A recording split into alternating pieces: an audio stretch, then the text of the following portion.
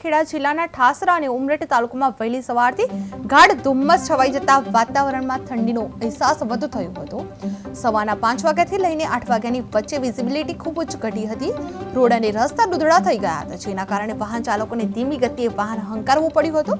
નજીકનું પણ દ્રશ્ય ન દેખાય તેવી સ્થિતિ સર્જાઈ હતી। સોસાયટી વિસ્તારો અને ગ્રામ્ય વિસ્તારોમાં પણ ધુમ્મસની ઘેરી ચાદર છવાઈ ગઈ હતી। આજે પૂનમ હોવાથી અનેક ભાવિકો રણછોડરાય મંદિરે દર્શન માટે દૂર દૂરથી આવી રહ્યા હતા, પરંતુ ધુમ્મસના કારણે તેમને રસ્તામાં મુશ્કેલીનો સામનો કરવો પડ્યો હતો। એક બાજુ દ્વિચક્રીય અને 4 ચક્રીય વાહનો રસ્તા પર ધીમી ગતિએ દોડતા હતા, તો બીજી બાજુ લોડેડ વાહનોની અવરજવર પણ ચાલુ હતી। હવે શિયાળાની શરૂઆત સાથે ધુમ્મસ જમીને અડકીને વિસ્તારને ઘેરી રહ્યું છે। ઠાસરા ઉમરેઠ તાલુકામાં ગાઢ ધુમ્મસનો માહોલ જોવા મળ્યો હતો। સવારથી વિઝિબિલિટી ઘટતા વાહન ચાલકોમાં મુશ્કેલી જોવા મળી હતી। રસ્તા દૂધળા અને નજીકનું દ્રશ્ય પણ નહોતું દેખાઈ રહ્યું હતું। રણછોડરાય મંદિરે જતા ભાવિકોને મુશ્કેલીનો સામનો કરવો પડી રહ્યો હતો। શિયાળાની શરૂઆત સાથે જ ધુમ્મસે વિસ્તાર ઢંકાયો હતો।